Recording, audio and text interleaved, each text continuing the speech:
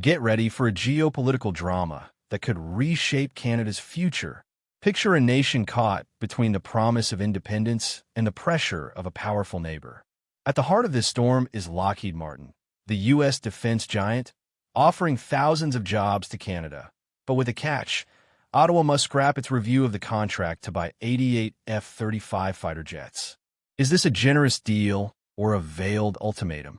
Stick around until the end, because what looks like a bold move by Prime Minister Mark Carney could turn into a catastrophic mistake, leaving Canada vulnerable and isolated. Let's dive into this tale of intrigue and risk. Last week, Carney ordered a review of the contract to acquire 88 F-35 jets from Lockheed Martin, seeking new security partnerships beyond U.S. influence. Sources from a Globe and Mail reveal Lockheed is promising stable, well-paid jobs in Canada, but only if the review is canceled.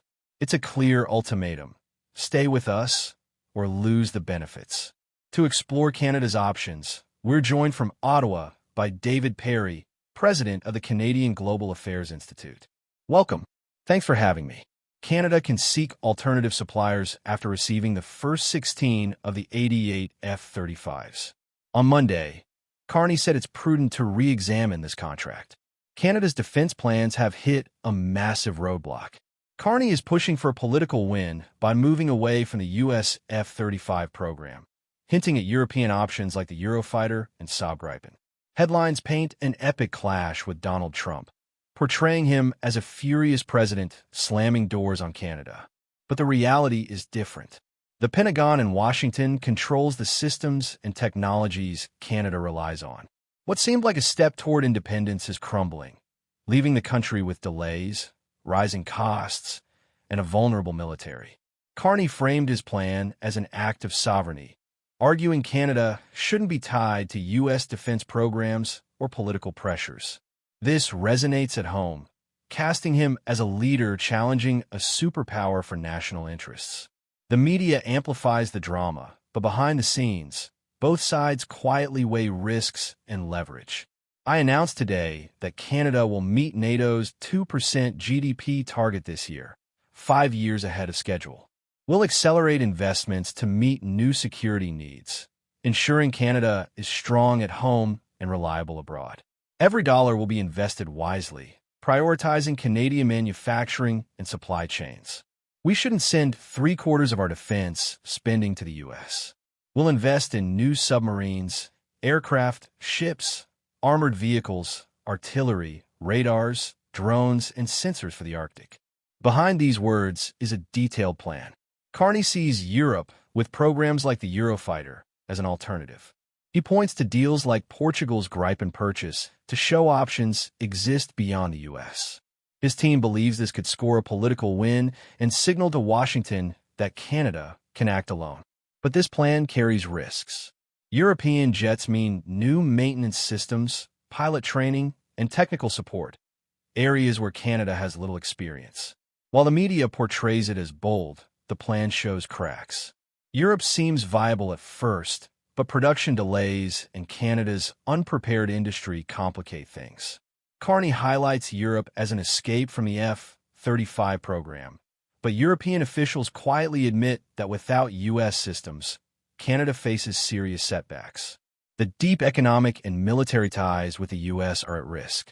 Carney declares, "I reject any attempt to weaken Canada. We won't back down. We'll fight, protect, and build. We control our destiny." It sounds inspiring, but reality is tougher. Europe has experience building jets, and other countries buy them, making independence an easy sell. But delivery delays and Canada's inability to integrate new systems reveal challenges. While Carney touts Europe's potential, officials admit that without the U.S., Canada would lag. What seemed like a path to sovereignty is a maze of complications, trapping Canada between European promises and Washington's control. The Pentagon quietly reminds Canada it controls the systems keeping its military running. Without F-35 technology, European jets would be limited, unable to integrate into existing networks or stay fully operational.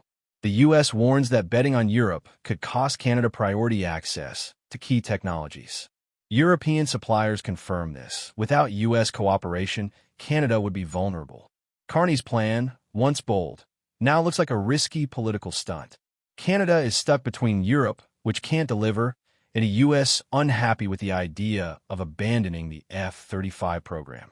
Washington holds the keys to the military power Canada needs, and Trump controls the narrative.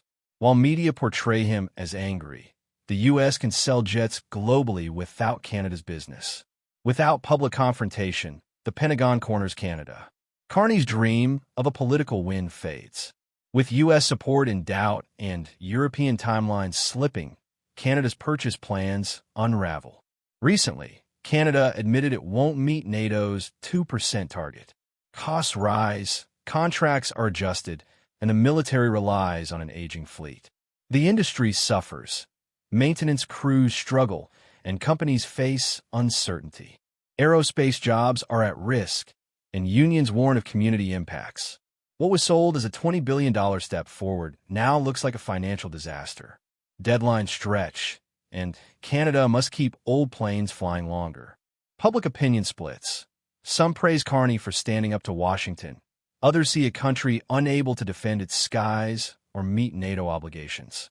Allies doubt Canada, which seems stuck, unable to move forward with Europe or maintain Washington's access. Carney is isolated. European suppliers backtrack, and delays grow. Washington hints Canada will lose key F-35 technology if it pursues Europe. Trump stresses the U.S. doesn't need Canada's orders, framing Canada as an ally abandoning decades of partnership. Carney's move, once bold, now seems reckless, leaving Canada with fewer allies, rising costs, and a weaker military. That's all from the Zone Media Network. I'm Griffin, your host. Head to